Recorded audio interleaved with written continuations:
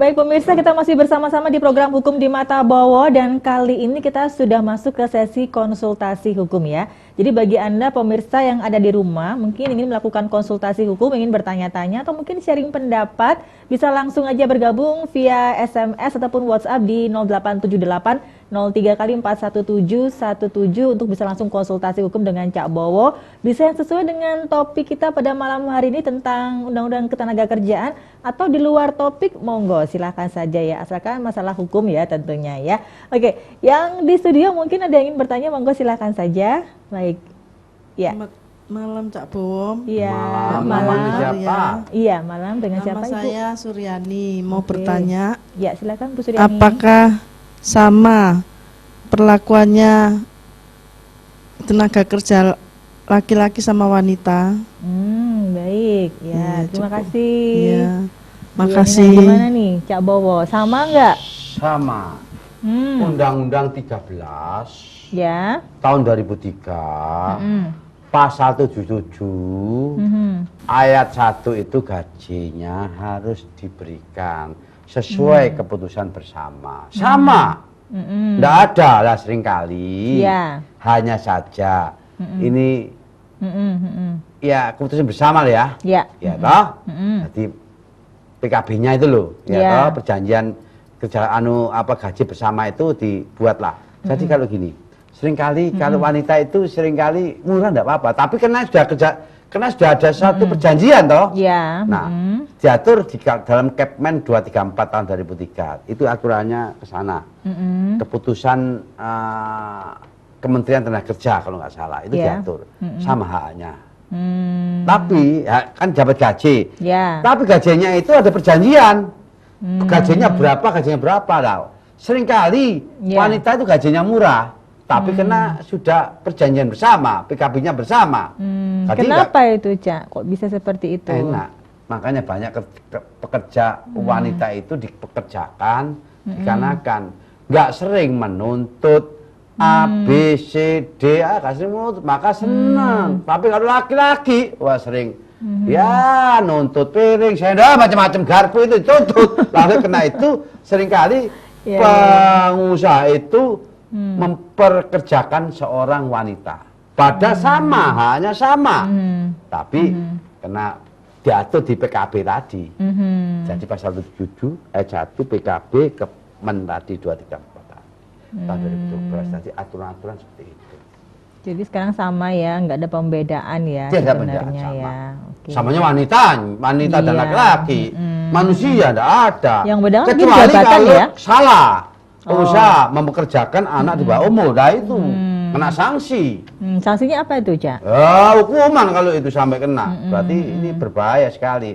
Maka kalau bekerja itu 18 sampai di atas. Wanita itu banyak. Kalau di bawah umur wah kena ini. Ya. Oke, baik, gimana Bu Yani, sudah terjawab ya?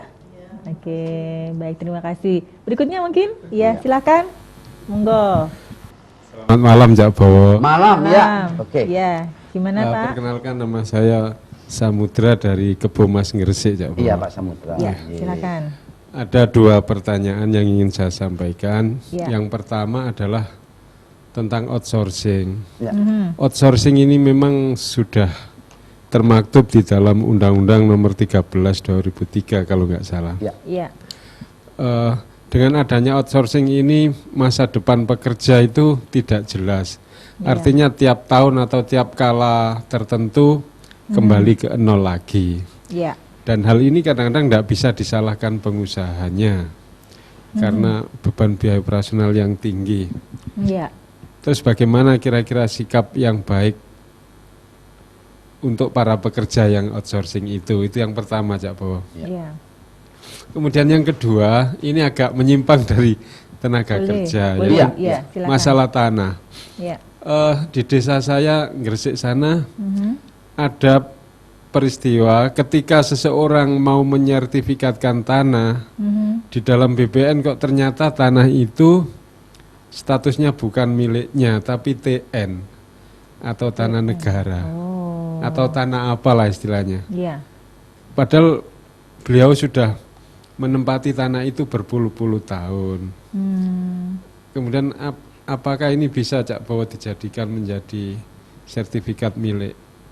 Sebelumnya statusnya berarti Statusnya belum disuratkan memang. belum disuratkan, memang tidak. Ketika mau disurat. mengajukan Ya. sertifikat ke BPN, dilihat di data BPN kok tanah itu Tanah negara. tanah ya. negara. Oh, ya. Padahal sudah berpuluh tahun menghuni tanah tersebut.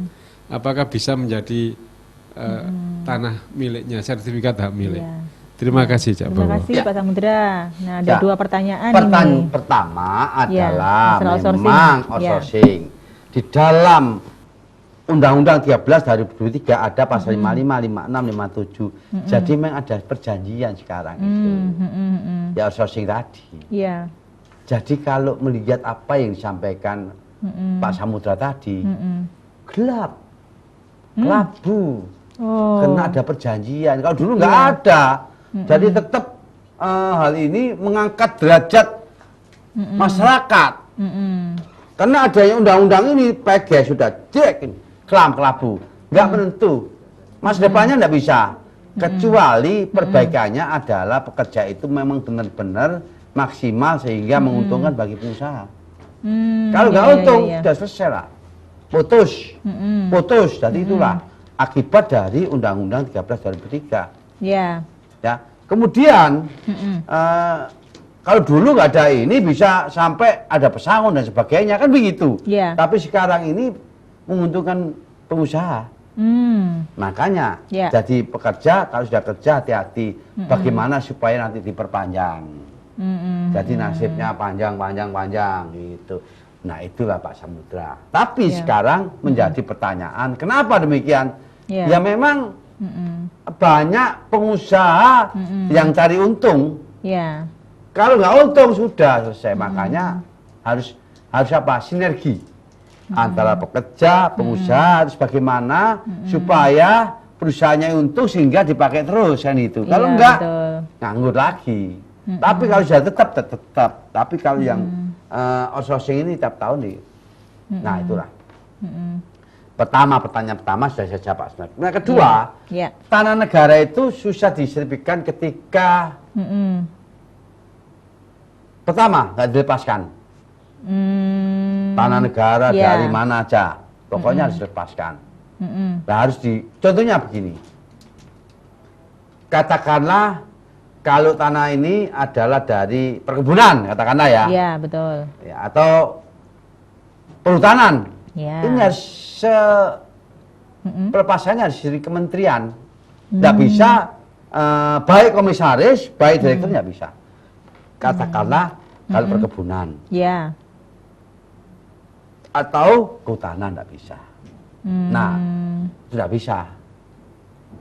Contohnya itu loh, sekarang ini contohnya nggak jauh-jauh nih, Iya. tanah hijau Iya. Surat hijau ya. nggak bisa. Mm-mm. Itu sudah menjadi aset dari pemerintah kota. Kalau dulu adalah tanahnya Kota Praja. Nah, sekarang menjadi tanah pemerintah kota. Nah, itulah. Berarti gimana, Cak? Solusinya nggak bisa ya berarti ya? Tetap ada kemungkinan nggak? Bisa Agak nggak? susah ketika nggak dilepaskan, susah nggak berani melepaskan. Kalau dilepaskan korupsi itu, kena berhubungan dengan aset negara. Jadi harus jelas ya. Nah, ya contohnya nih, kalau Iya. dulu Agenda Perponding, tanah negara, tanah Belanda, tapi menjadi sudah adanya kena sudah merdeka, ada aturan kalau nggak salah nomor tahun 50 nih, 51 tahun 50 baru sudah tanah-tanah Agenda Perponding menjadi tanah negara, kena merdeka. Nah, Iya. oleh karena itu tanah negara ketika dilepaskan bisa, tapi kalau sekarang agak susah. Ya. Sepanjang yang melepaskan ada negara. Siapapun nggak berani. Nggak berani ya? BPN pun nggak berani kalau jadi masalah. Ya, masalah itu menjadi masalah Ya. korupsi. Oke. Ya, Ya. gimana? Pak Samudra? Demikian Mas Samudra. Sudah terjawab? Nah, ini makanya 70% Surabaya ini tanah hijau semua. Iya. Double tricks.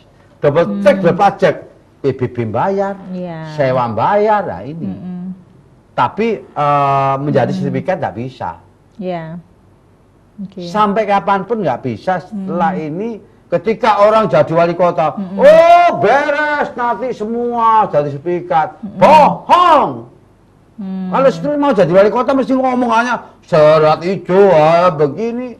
Akhirnya hasilnya ya nol.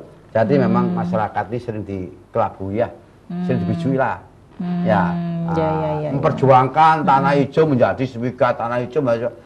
Saya sampai kapan pun tidak bisa, kecuali ada pelepasan dari pemerintah kota baru bisa. Kalau melepaskan pemerintah kota, melepaskan tanah hijau, korupsi nggak berani. Kecuali kalau ada dari pusat, perintah dari pusat perintah ya. dari pusat, dari Kementerian Dalam Negeri kalau sini, dari DPR, ya, disambung lagi, berani enggak? Tidak mungkin berani. Mulai kapan? Mulai wali kotanya, mau wali kotanya Muhaji atau Soekarno, Soekarno dan sebagainya sampai sekarang, sampai Bambang Deha itu. Tapi seringkali ketika mau jadi wali kota nih, nanti akan saya perjuangkan. Surat hijau menjadi sertifikat. Bohong besar. Jangan sampai begitu. Percaya Pak Bowo. Hukum di mata Bowo itu fair. Nggak ada tendensi apa-apa, nggak kemana-mana. Lah oleh karena itu jangan sekali-sekali membohongi masyarakat, merindukan seperti ini. Contohnya seperti itu. Setiap ada satu DPR mesti memperjuangkan tanah. Padahal itu hanyalah punya tujuan tertentu. Nggak bisa. Nah, inilah yang menjadi ulasan seperti ini. Jadi jangan harap ini. Kalau surat hijau menjadi sertifikat di Surabaya, kecuali Jogja, tanahnya Hamengkubuwono ke-10 dibagi-bagi sama rakyatnya, kasih dilepaskan tanah kerajaan, tanah raja bagikan. Kalau di sini enggak. Kalau bagikan itu kena korupsi. Nah, demikian. Cukup? Jelas? Bagaimana? Jelas? Ya, jelas. Nah, makanya kalau kurang jelas, ya jangan lupa. Hukum di mata Bowo tiap hari Jumat jam 8-9. Biar nanti tak kasih ilmu ya. Biar nanti gak pendidikan nanti jadi sertifikat enggak. Bohong, gak bisa. Titik supaya nanti kasihan juga. Ini surat hijau double 2 kali. Bayar nantinya sertifikatnya, menjawab PBB-nya, aduh. Pusing deh. Kembali lagi ini masalah ke Undang-Undang Ketenagakerjaan. Nah, ini kan masalah tunjangan hari raya nih. Nah, sebentar lagi kan dari Kepnek ada momen mau lebaran ya Cak Bowo, kan biasanya kan pasti perusahaan bagi-bagi yang namanya THR. Biasanya kan THR dibagikan dalam bentuk uang ya. Tapi gimana Cak kalau misalnya perusahaan itu nggak membagikan THR dalam bentuk uang, jadi dibagikan dalam bentuk voucher belanja, dirupakan dalam bentuk parcel atau mungkin pakai sembako gitu, sebenarnya apa diperbolehkan? Apakah itu dibenarkan Cak menurut Undang-Undang Ketenagakerjaan? Nggak dibenarkan, yang dibenarkan itu uang THR itu jangan hari raya ya toh. Setiap perusahaan itu ada. Nah, oleh karena ketika dia menerima sudah berarti sah-sah saja karena diterima, nggak protes kan. Jadi itu bukan ya Cak ya? Apa? THR itu harus uang ya, dalam bentuk uang ya? Harus uang, tapi biasanya sekarang ini menjadi parcel dikarenakan nggak ada kemampuan perusahaan untuk membayar THR. Jadi berikan ini ya toh. Tapi sebenarnya uang. Harusnya uang. Tapi orang senang uang daripada barang. Kalau uang bisa dibelanjakan kemana ya toh? Ke anak familinya, ke saudaranya, silaturahmi, lebaran, ya toh, Idul Fitri. Sebentar lagi menjadi lebaran ya. Iya, betul. Berarti kalau masih belum diberi THR dalam bentuk uang, itu namanya belum dikasih THR ya Cak ya? Belum. Sanksinya apa Cak kalau perusahaan nggak ngasih THR gimana? Biasanya kalau dikasih itu secara pidana nggak ada. Tapi itu ada memang diatur dulu pada perjanjian bersama tadi. Ya, tentang ketentuannya, waktu pemberiannya kapan gitu ya, besarannya pasal ya. Pasal 7 tadi Undang-Undang 13 tahun 2003, nah itu ada instrumennya ya perjanjian bersama tadi. Instrumennya ke bawahnya, oke? Ya, oke. cakep. Ada yang sudah masuk ini. Ya. Cak Bowo, ini dari Mas Lukman ya. Ya, Ini Mas Lukman. malam Pak Bowo saya mau tanya, Iya. ini masalah di luar topik ini. Iya. Pak Bowo, ini kalau ngurus sertifikat tanah dari petok ke sertifikat hak milik itu berapa lama ya? Soalnya tetangga saya daerah Surabaya Barat itu ngurus 2 tahun sampai sekarang tuh belum selesai-selesai. Nah, Iya. gimana ini? Kenapa? Ya. Karena seringkali pertama adalah kalau petok itu ngurusnya harus ada riwayat tanah. Mas Lukman. Ya. Riwayat tanah atau spradik itu dari kepala desa atau dari yang tahu tentang Ya. kerawangan. Ya, tahu. Blueprintnya tahu, baru situ baru diajukan formnya itu. Nah, baru diajukan ke BBN. Nah, BBN setelah itu sudah selesai, turunlah nantinya membayar pada negara berapa. Gampang kok itu. Sebenarnya harusnya berapa lama, Cak Bowo? 3 bulan sesuai dengan aturan ini. Administrasi 3 bulan. 3 sudah bulan selesai. ya harusnya ya. Iya, Kok sampai apalagi bisa 2 tahun? wah, 2 Kenapa, tahun itu Cak? kelamaan. Makanya seringkali BPN minta-minta kejerat persoalan pungli kan seringkali toh. Iya, iya, iya. BPN mana kena pulang pungli ini? Kenapa? Kena apalagi ya toh namanya kalau nggak salah ini terjadi sertifikat massal. Ya, Prona. ya, ya. Prona nggak bayar hanya materainya. Prona nggak bayar. Makanya kejiret banyak kepala desa kejiret Prona ini kena pungli. Iya, Nggak iya, boleh. iya. Pungli itu nggak bisa berapa aja kena ya. Oke. Ya, jadi sudah terjawab ya, Ya. Mas Lukman ya. Oke, kita akan break sebentar ya. Cak Bowo, Oke, kita oke. rehat dulu, kita akan kembali sesaat lagi. Dan pemirsa sekali lagi bagi Anda yang masih ingin melakukan konsultasi hukum dengan Cak Bowo, mau bertanya-tanya atau mungkin mau sharing pendapat yang sesuai dengan topik kita pada malam hari ini tentang ketenaga kerjaan atau masalah hukum yang lain, silakan saja bisa langsung bergabung, bisa via SMS ataupun WhatsApp di 0878 03 kali 41717. Kita akan kembali setelah yang satu ini.